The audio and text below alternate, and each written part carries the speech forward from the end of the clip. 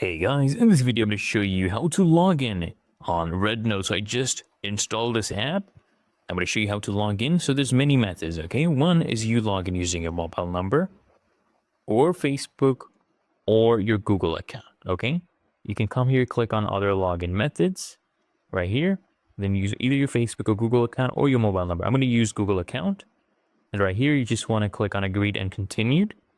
You basically do that check mark right there, and I'm going to come here and choose my account. I'll choose this one right here, and this will open up my RedNote with my Google account. As you can see right here, I have created an account. You don't even have to go and sign up manually.